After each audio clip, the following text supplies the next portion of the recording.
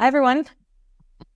Today, I have a really special guest with us today. I want to introduce you to my mom, Sue Levine. She was both a professional violinist for many, many years, but she was also my very first violin teacher. So thank you so much for letting me ask you some questions as we kind of explore music and how it brought me here today. Absolutely. I'm looking forward to it. Maybe just to start off, you were obviously my very first violin teacher, as well as the teacher for all of my siblings as well. And you started us at a really young age. And I think this was intentional in some capacity. How do you think music and this thing that you started us off on can prepare a young person for a really wide variety of life paths? And how do you think you saw that play out with me? Those are great questions. Maybe I want to go back to your first comment that we started at a really young age. I taught Suzuki violin, and that was one of the underpinning ideas of the method, that by creating an environment for children at a very young age and also teaching them skills at a very young age that any child could learn to play the violin, and that would be a really beautiful and healthy experience for them as whole beings. We were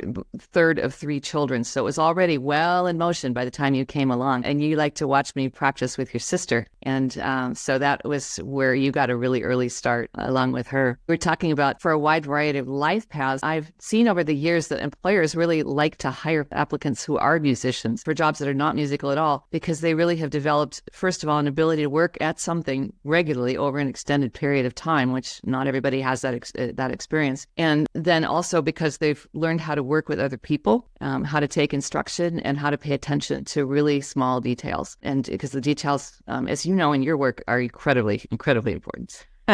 Absolutely. The other thing I think that music does is help you develop a growth mindset, by which I'm talking about being process-oriented as well as performance-oriented. The performances are obvious. You've got recitals all the time. But the process of learning is something that really makes a big difference. You know, you had a teacher after me who was incredibly good at chunking things down. He would say, chunk it down and then build it back up. Figure out what is the thing that's not working. Is it a left-hand problem? Is it a right-hand problem? What's the timing? And he would say that most of the piece you learn, it goes really simply. And then there's that piece you have to do 1,000 more times. And then it will go just as well. So your trick is to figure that thing out and solve it. And I think it's that ability that's, really carried over for you into your work as you prepared all the astronauts that have gone up on the first few Dragon flights up to the space station. It's really, really interesting to kind of think back on that. I think as a kid, I was not always consciously aware of those skills, but even now thinking about how I use so many of those exact things to do the work I do today, it's fascinating. You're so right. Like, we would start with a piece, we'd break it down, we'd look at the building blocks, we'd figure out what within a segment is the most complex, and then focus on that and figure out how to break that down even further. See if it's just 10,000 repetitions or what it is about that passage that is so much harder to master, and why. Definitely applies to, space exploration and how you build a team, how you build a spacecraft, and how you focus on the most complex tasks and how you break those down into really small building blocks. Man, fascinating.